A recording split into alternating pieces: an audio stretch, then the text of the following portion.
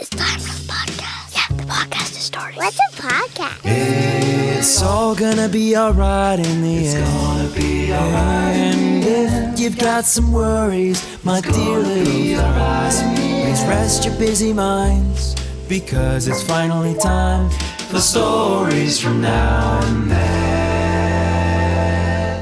Hello everybody, Captain Blunderface here. Welcome back to the old library. It's finally time for stories from now and then.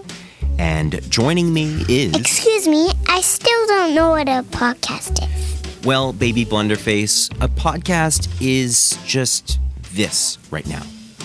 Okay. So, are you ready with your fun fact about dragons? Yes, there's a fun fact about dragons. Actually, it's dragon fruit, which is really healthy. It's time for a dragon-related fact. Red fresh dragon fruit has more fiber and minerals. And white fresh dragon fruit has more protein and potassium. Well, I know what we're going to have for a mid-afternoon snack right after this. It's going to be dragon fruit. But before we do that, we have a shout-out. And today's shout-out goes to Elise from Eagle Mountain, Utah. She's 5 years old, loves rainbows, and wouldn't you know it, Elise loves dragons. So hope you enjoyed this one. Today's story is for you. Oh, and it looks like we just got a message from our sponsor.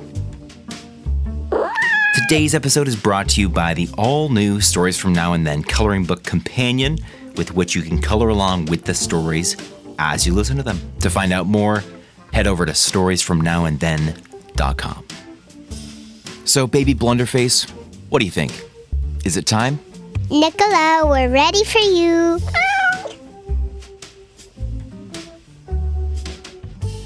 Today's story is by an author called Edith Nesbit. She wrote some really famous stories, some of my very favorites. But the story today is one I had never read before now. It's a bit of a longer story, so we will have to break it up into parts. And this story's title is The Dragon Tamers. Now, Edith Nesbit lived a long time ago, so some of the words in the story might be a bit old-fashioned and maybe not words you hear every day. But I think if you listen closely, you'll understand, and I'll help you as well. Okay, get comfy and let's begin.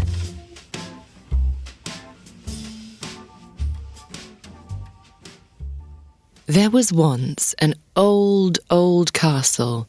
It was so old that its walls and towers and turrets and gateways and arches had crumbled to ruins, and of all its old splendor there were only 2 little rooms left, and it was here that John the blacksmith had set up his forge. He was too poor to live in a proper house, and no one asked any rent for the rooms in the ruin, because all the lords who had owned the castle were all long gone. So there John blew his bellows and hammered his iron and did all the work which came his way. This was not much, because most of the trade went to the mayor of the town, who was also a blacksmith in quite a large way of business, and had his huge forge facing the square of the town, and had 12 apprentices, all hammering like a nest of woodpeckers, and 12 journeymen to order the apprentices about, and a patent forge, and a self-acting hammer, and electric bellows, and all things handsome about him. So, of course, the townspeople, whenever they wanted a horse shod or a shaft mended, went to the mayor.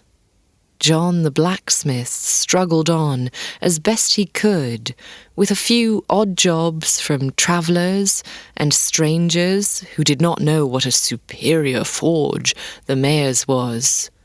The 2 rooms were warm and weather-tight, but not very large, so the blacksmith got into the way of keeping his old iron, his odds and ends, his logs for burning, and his tuppence worth of coal in the great dungeon down under the castle. It was a very fine dungeon indeed, with a handsome vaulted roof and big iron rings whose staples were built into the wall, very strong and convenient for tying captives to, and at one end was a broken flight of wide steps leading down no one knew where. Even the lords of the castle in the good old times had never known where those steps led to, but every now and then they would kick a prisoner down the steps in their light-hearted, hopeful way, and sure enough, the prisoners never came back. The blacksmith had never dared to go beyond the 7th step, and no more have I, so I know no more than he did what was at the bottom of those stairs. John the blacksmith had a wife and a little baby. When his wife was not doing the housework, she used to nurse the baby and cry, remembering the happy days when she lived with her father, who kept 17 cows and lived quite in the country, and when John used to come courting her in the summer evenings, as smart, with a posy in his buttonhole. And now John's hair was getting grey, and there was hardly ever enough to eat. As for the baby, it cried a good deal at odd times, but at night, when its mother had settled down to sleep, it would always begin to cry, quite as a matter of course, so that she hardly got any rest at all. This made her very tired. The baby could make up for its bad nights during the day if it liked, but the poor mother couldn't.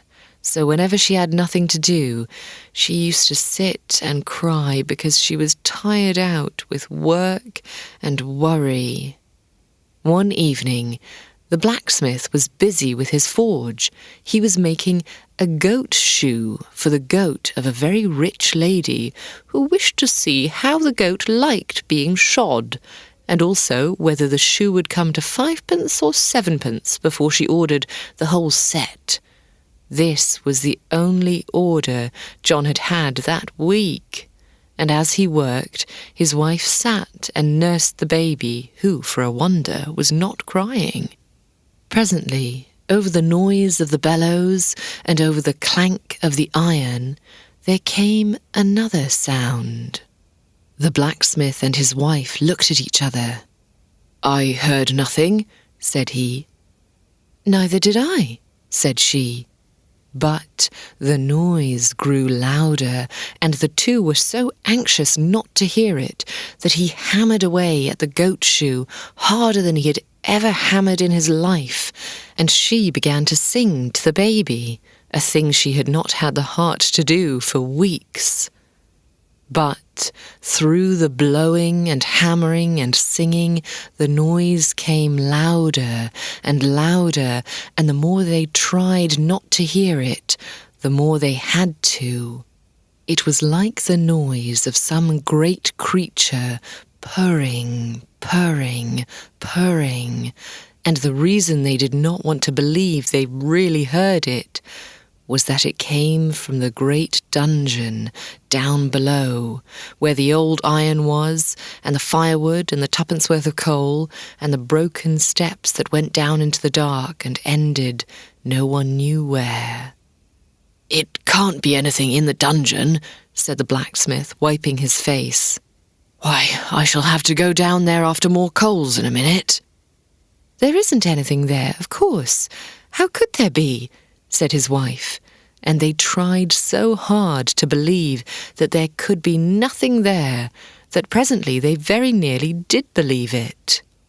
Then the blacksmith took his shovel in one hand and his riveting hammer in the other, and hung the old stable lantern on his little finger, and went down to get the coals.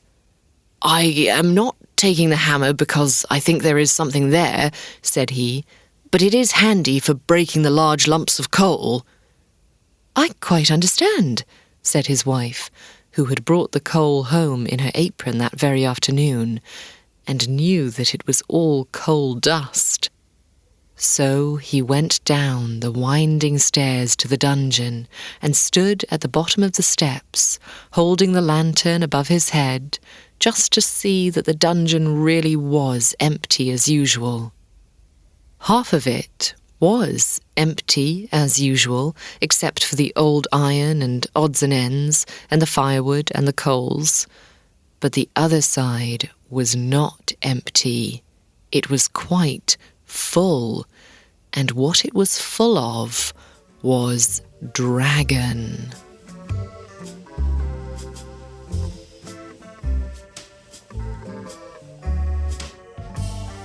Okay, we'll have to stop there for today, but we'll continue very soon. We need to find out what's going to happen to the blacksmith and what this dragon will do.